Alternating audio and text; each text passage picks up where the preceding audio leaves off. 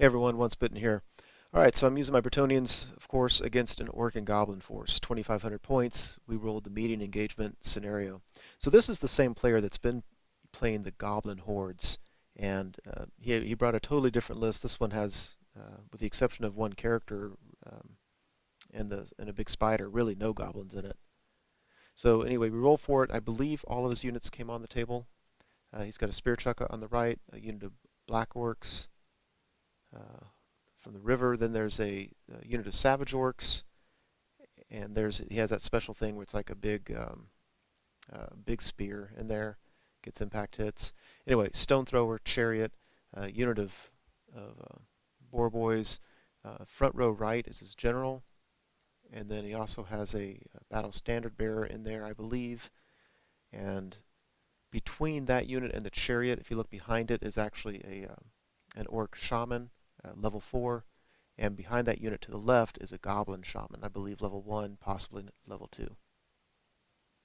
So on the other side of the fence, there's a unit of Orcs. I believe these are Biggins. Then he's got the Big Spider, unit of Spider Riders, and a unit of Wolf Riders. So starting my right. So a few things didn't come on. My Damsel didn't come on. My Peg Knights didn't. I've got a Paladin on a Royal Pegasus that did not. And my Grail Relique did not come on board. So let me start off by saying this is not my normal list. I'm going to point you to my game number 136. If you watch the first couple minutes, that will go through my list in detail.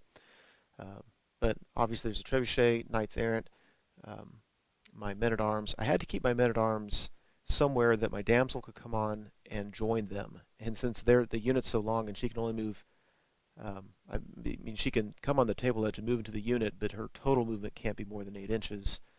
But she needs to join them so she can give them that special ward save. So I put the Knights Errant over here just to kind of babysit those guys, give them some leadership. There's a woods just to the right of this picture, and I put my Bowman just touching it and found out that it causes stupidity, which is bad with peasants.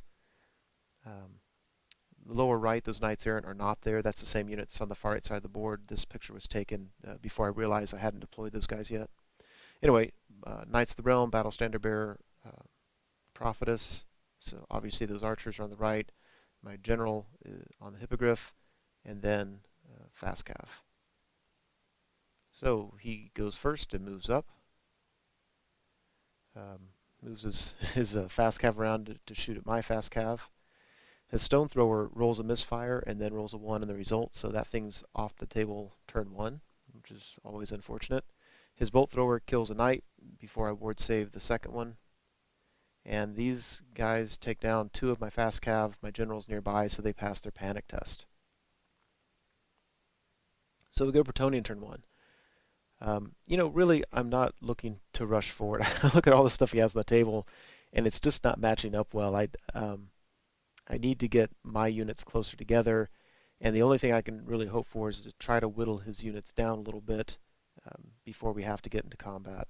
So you can see my Peg Knights came on finally, so I just used them to screen my unit from his Fast Cav, so I can just charge his Fast Cav, hopefully get him off the game, get him out of the game, turn around, and be available to flank charge. So my hope is to use my BSB's unit and the Peg Knights to take care of this leftmost unit of Orcs, the Biggins, and then be available to hit the flank of any units that he has tied up with my Grail Relique, and then ultimately my Men-at-Arms. So anyway, here on the far left, I went ahead and charged my Fast Cav into his Spider Riders. It looks like I don't have great odds there, but my plan was to put him in there and then buff him through the magic phase. I don't think I have the toughness buff in this game, but I did have Shield of Thorns, and if I could put that there, I might be able to wipe the Spider Riders out before we actually have to fight. My general charges his Spider.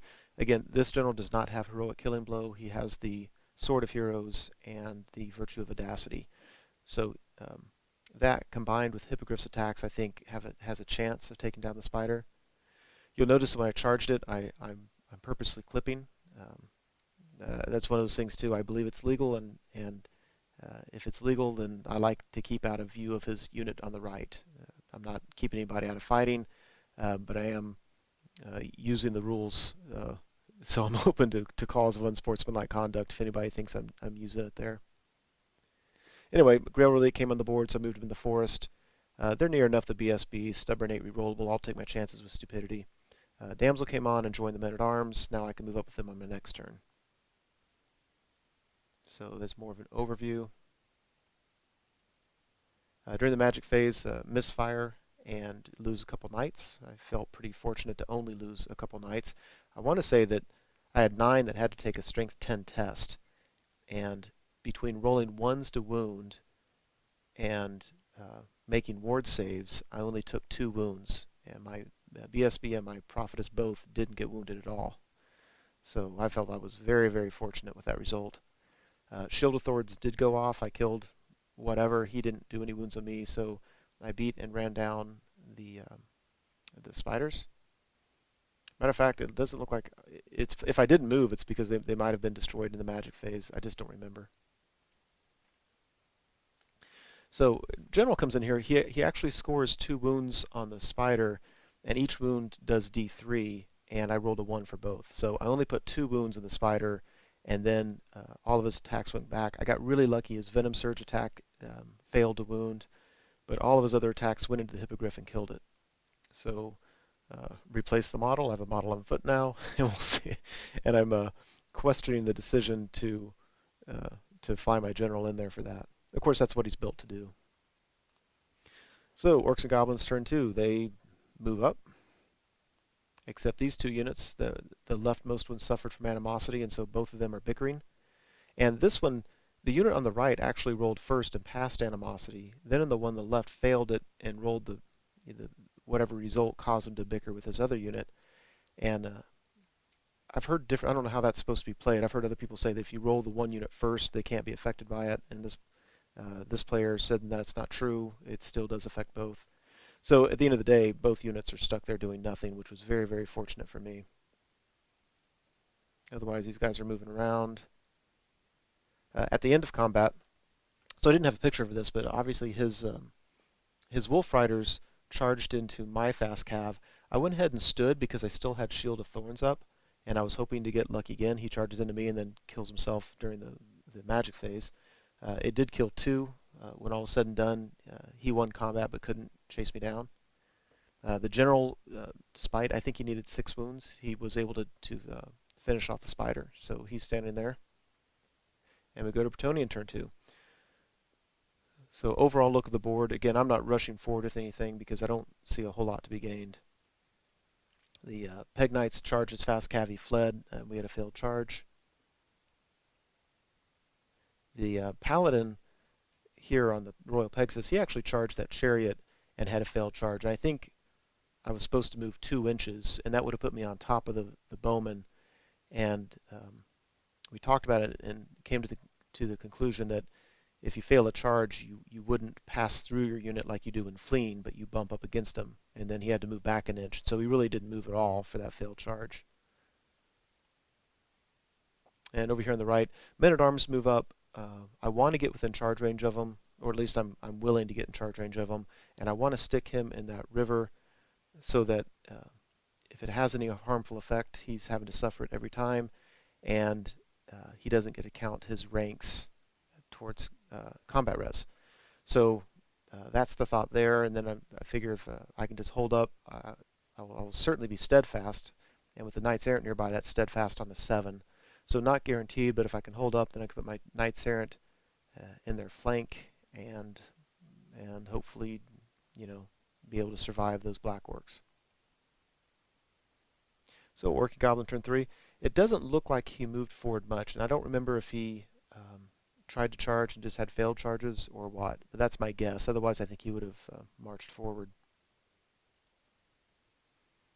His Wolf Riders rally and come up to shoot at my fast cav here. Otherwise, yeah, he just has a nice straight battle line. I don't think that was intentional. So Bretonnian turn 3. This time I do get the charge. This is so funny. When I put this list together the morning of this game, I I meant to give that knight the Worm Lance, and instead I gave him the Terrifying Mask of E. and then forgot to give him a regular lance. So he's worthless. So I charge him in there, and he's worthless. So Peg Knights get the charge into the Wolf Riders. Looks like a duplicate photo here on the right. Yeah, I see no need to move here. So I do no wounds on him. He does 1 wound on me. I stick around. Make short work of his fast cav. Now this is what the Pegasus Knights were designed to do. Is now they're available on his flank. Nothing's really threatening him. So any units starting with my BSB, now I'm willing to get them into combat and have the Peg Knights come in the flank. And I think they can play that job very, very well. So I actually charged my 2 remaining fast cav into his Orc Shaman, and that thing's tough. I think it was toughness 5. I just couldn't wound it. And so he killed one of my guys. We stuck in combat, but he's going to easily beat me next time around. So Orcs turn 4. His Biggins get into my BSB's unit. I'm okay with that. As long as my Peg Knights can make their charge into the flank, I'm confident that my Knights of the Realm can hold. So we'll see. The unit there in the middle did a flank charge to my Paladin on the Royal Pegasus. I know that's going to, I know he's going to win that and whatever. You can see he gets into combat with my Grover Leak. And at the very, very top, Black Orcs into the Men-at-Arms. So, all I can really hope now is that my peasants are able to hold up so that my knights have time to come around and get the charges they need to support it. At the end of combat, my fast cav is dead. Really no surprise there. Now you look how close my general is to his guy. On my turn when I declare charges, I didn't see his guy. An option would be to charge him, and I was blind to it. I didn't see it at all. It's kind of funny. So over here, my paladin is dead, and he reforms. No surprise. This thing does 7 or 8 wounds on the Grover Leak, and I think I did 1 wound on him. But we stuck. So glad to see that. And yeah, he won combat, and I failed my stubborn 7. So steadfast 7. Can't complain too much. Obviously, my banner will be removed in just a second. You can't expect to always roll less than 7. So Bretonnian turn 4. So first off, the Peg Knights try to charge the Biggins, and they fail it. And then my general tries to charge his chariot, and fails it. And he didn't need to roll too high, but both of those I just had really bad rolling, and didn't come even close to making either charge. So really unfortunate for my general, because now he's going to get charged by a chariot, and I don't think I can survive the impact hits. And if I flee, I don't know if I can get away. So over here, my Men-at-Arms rally. Yeah, over here we're shooting, and I believe we killed. I think we might have killed his Goblin Shaman on this one. So more views, and we go to Orc turn 5. So his chariot charged my general, then his shaman charged my general, and I was able to get away. Yeah, his general's unit comes in my archers. They're not going to hold up. You can see my Grower Leak is down to just like 1 or 2 guys plus the Relique. It's just taking a beating. Yeah, so I rallied last turn, so this turn he charges me. Again, I'll be steadfast 7, so I just need to hold, and then my knights can come in and may be able to help. Of course, then he sends a bolt through them and kills 3 knights. So very fortuitous timing with his spear chukka. So now I don't know how much help these guys are going to be in the flank of those Black Orcs. And it doesn't matter because my peasants failed their steadfast 7 and got run down. If you look on the left, my Grower Leak got pulverized, did not fail its test, it just got killed. And everybody's turn to face my BSB's unit, and they're going to be hating life. Now, I did not take the Crown of Command in this list. And I'm actually, I think, winning combat with these Biggins. I'm doing okay there, but it's just not enough. I need support.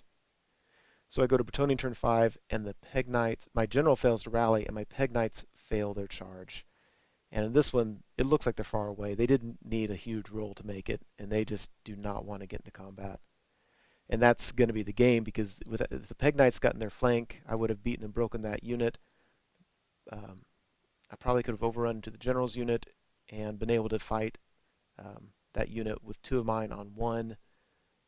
But who knows what would have happened? But it would have been better than this. So Shield of Thorns is like the one good thing happening for me. I'm able to whittle those units down that way. It's becoming it's getting to the point where it doesn't matter. So on his turn, his general's unit is going to come to my flank, and my prophetess is going to be um, they're going to be able to attack her. Now, by the way, what I do when he comes in is I issue a challenge with her, and he accepts it. And I think with his general, but whoever it was didn't kill her. That was kind of funny. Didn't kill her on the orc turn 5. That's me getting frustrated, throwing the finger at my Peg Knights. This is orc turn 6. He's in the flank. Um, yeah, I still think it's funny. She survived the uh, the fighting. He wasn't able to kill her, which was just insanely lucky on my part. During the magic phase, his shaman has some spell that basically puts it like a line template through a unit. So he lined up the flanks, sent it through all my Peg Knights, killed all of them. And in all honesty, I wasn't even disappointed. I felt they deserved it. Uh, he wasn't able to kill the unit, but he certainly broke my units and then the BSB's unit and ran him down. And we didn't even go to Bretonnian turn 6 because really I have nothing left on the board. I've got 2 Knights Errant and a Damsel and my General. And maybe my Trebuchet, although I just don't remember. And that's it. So just a drubbing by the Orcs. I thought my opponent played a great game. I did not do a good job deploying. I had my units spread out. Leadership 7 with no reroll on my right flank. Obviously wasn't very good. And my Peg Knights I allowed to get away from the combat. And they never were able to get back into it. So that's how it goes sometimes. Hope you enjoyed it.